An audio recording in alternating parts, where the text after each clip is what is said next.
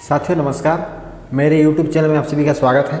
आइए दोस्तों, आज बात करेंगे प्रदेश के नियमित कर्मचारियों के बारे में। तो साथियों, वीडियो में आए हो पहली बार तो मेरे चैनल को सब्सक्राइब करना ना भूलें और बेल बटन को दबाना ना भूलें, ताकि हर वीडियो को नोटिफिकेशन आपके मोबाइल तक आए और मेरी हर वीडियो को आप देख पाओ। तो दोस्तों, वीडियो को स्टार्ट करते हैं।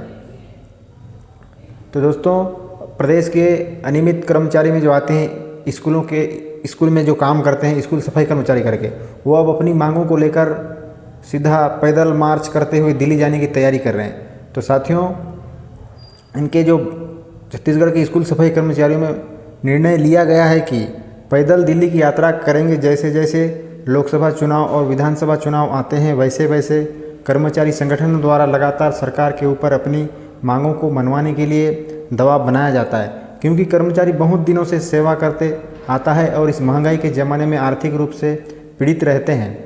कर्मचारियों कई सालों की चुनाव को देखा जाए तो कर्मचारियों को विशेष घोषणा पत्र में उल्लेखित करते हैं। उससे उनका आशा विश्वास और बढ़ जाता है और जुड़ जाता है, जिससे पूरा कराने के लिए कर्मचारियों में उत्साह उमंग बढ़ा रहता है, जिसके लिए विभिन्न प्रकार से आंदोलन हड़ताल करते हैं और कई कर्मचारियों को सफलता मिलती है तो कई कर्मचारी संगठन को आश्वासन पर ही काम चलाना पड़ता है।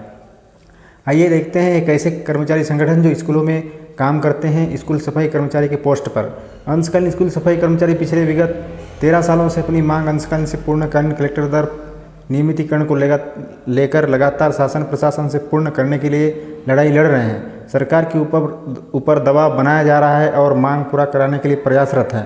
कहीं पर भी उन लोगों को किसी प्रकार से सफलता नहीं मिला, केवल आश्वासन ही मिला है, जिससे उनको बहुत पीड़ित हुए और उनके मन में बहुत आक्रोश दिखाई देखने को मिला। आगे देखने वाली बात होगी, क्या स्कूल सफाई कर्मचारियों की मांग पूरा होता है कि नहीं, कामयाब होते हैं कि नहीं। स्कूल सफाई कर्मचारी मांग पूरा कराने के लिए 2000 से 3000 की सैलरी में कर्मचारी संगठन द्वारा आंदोलन हड़ताल किया जाता है, जिसमें कर्मचारी इतने कम पैसों में पहुंचते हैं, अपने एक महीने की सैलरी को लेकर आने जाने में खर्च कर देते हैं, जिससे आर्थिक स्थिति बहुत खराब हो जाता है और उन कर्मचारियों को सही ढंग से सही समय पर मानदेय भुगतान नहीं हो पाता।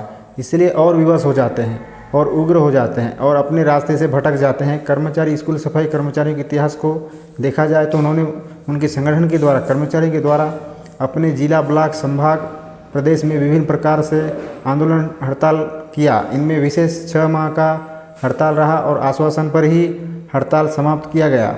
लेकिन उन लोगों की स्थिति और परिस्थिति ज्यों का त्यों ही रहा, कोई सुनने वाला नहीं रहा। जो भी सरकार सत्ता पर आती है और उनके सामने कर्मचारीगण संगठन अपने समस्या, अपने मांग को लेकर फरियाद करते हुए निवेदन, ज्ञापन, आवेदन लगातार गिड़गिड़ाते हुए दिन रात ज्ञापन देते रहते हैं।